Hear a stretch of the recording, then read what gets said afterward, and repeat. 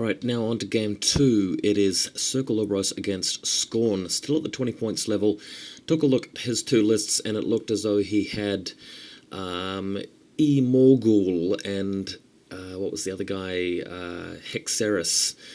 And having played against Scorn at the practice level against my buddy Josh around at my place, you guys can see the other battle reports.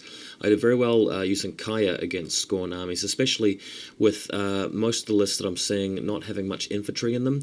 And this list had no infantry in it at all, so I knew that I could use muzzle very effectively, and with the low threat ranges of Scorn, it was really a no-brainer to take eKaya. I didn't really have many spells to shut down with Chromex Bestial, so there you have it, and he picked eMorgoul, so things looking alright. Very happy to have a forest right in the middle of the battlefield that I can abuse with my Wolf and Laris, and of course Kaya hopefully staying fairly safe against eMorgoul at the back of the forest and using Laris to act as a bark node, so to speak.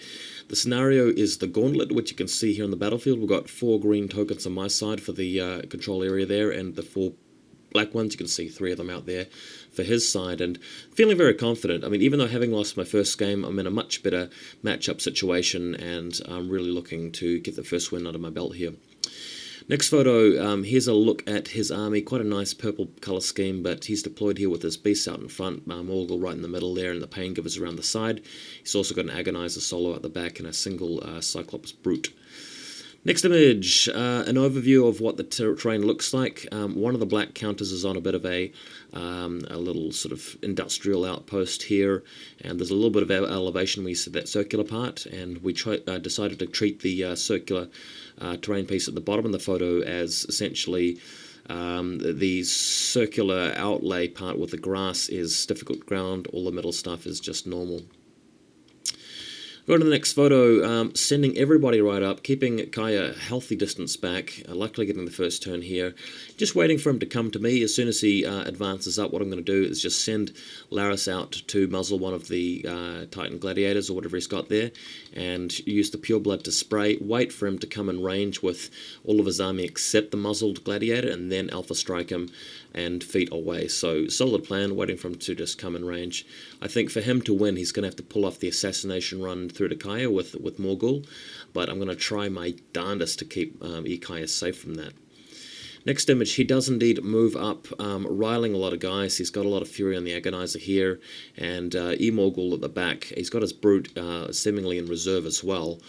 But importantly, the 2 Gladiators have come up front in range as I suspected they might, so it's time to get busy with muzzle. Next image, Laris moves right around to the left. eKaya stays way back in the forest. She must be about 18 inches away from eMorgoul at this point, so should be alright. And, well, you never know. I mean, he can't actually see her, but he could cross over. So we'll see. But Laris in range of the Gladiator at this point. I believe it's a Gladiator.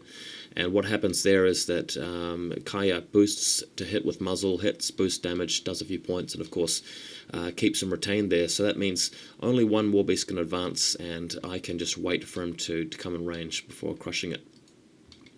Next image, eMorgoul activates, comes all the way around over here to the little grassy knoll, and should be able to rush out and attack me whenever he wants. Not much I can do about eMorgoul himself, but waiting for the Gladiator to come around. Next photo, you can see that he has indeed done that. He's moved one of them forward, and the other guy's hung back. So potentially I have the option to not even bother using my feet this turn. I can just muzzle one of them and it's attack with my Stalker of Pure Blood and just remain there. And he won't be able to counterattack with his Gladiator, but he might be foolish enough to attack with other guys. He's also kept his Brute at the back way, way, way far away, so I can't even counterattack with that one. So knowing that he's done that, I don't even need to use my feet. So next photo shows you a bit of a sort of an outwards view. You've got the Gorax heading up there, able to cast Primal. I believe this is a turn where he does cast something interesting, maybe even Wraithbane, or actually he could cast Lightning Strike on the Stalker just in case I manage to kill it in one hit, but it won't matter terribly much. Next photo, sending in all the Warbeasts straight in. I've got Forced Evolution, Warping for Strength, Pure Blood there as well. And between the 2 heavies, I was able to take out the big elephant in one go. And Laris, before that happened, successfully muzzled the other Warbeast there. So I've got him in a position where he can't really counterattack with his forces, and if he just does nothing, I'm just going to eat his guys one at a time. So what he's probably thinking about this point is putting eMorgoul in a situation where in the following turn after that, there's not much I can do to stop him assassinating me. So with that in mind, I'm waiting for him to defeat. I'm just trying to keep my Warlock in a position where he can't get to me so easily. Next photo, the Agoniser moves forward and it uses his little ability where my threshold is lowered. So although I'll be able to take the Fury off the Stalker and the Pureblood there, because they've got 4 and 2 respectively, the Gorax may well frenzy, because the Gorax had some Fury points on him at this point. Next photo, eMorgoul jumps all the way over here and attacks the Pureblood. The fan, of course, reducing the Pureblood's defense, and then his little beatstick seriously hurting the Pureblood himself. But the problem with this is that he's standing right next to the Stalker, and the Stalker's not got a frenzy. The Stalker's going to be able to attack him, and with boosted attack rolls and forced evolution and even primal, I should be able to do a fair bit of damage, but he has camped 3 points of Fury at this stage. So next photo, he has actually managed to destroy the Pureblood thanks to Morgul attacking him, and I think the Brute coming in, the Paingivers doing some damage as well. But he decided not to feat for some reason, and I was expecting him to, because feat means that his defense just goes into ludicrous mode, and if I miss him or whatever, I think he can run away later and just attack eKaya.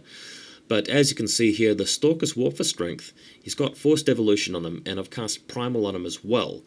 So that's like the holy trinity of buffs for the Warpwolf Stalker. I mean, this guy can kill anything in this mode. Maybe not anything if eMorgoul feats, but he didn't feat, and the idea there was that my opponent thought he wouldn't need to feat, knowing that he had 3 Fury camp. What happened here is that the Warpwolf just did so much damage that every time he transferred a point, he would lose a War Beast. So first transfer goes to the Brute, instantly killed, and eMorgoul has to take some of the overrun from the damage done. Then the Warpwolf attacks again. He transfers it to the Elephant, who takes crippling damage. Next attack kills him, and the overrun goes through to eMorgoul, and it just takes one more hit to kill eMorgoul and win me the game. So quite an easy win there.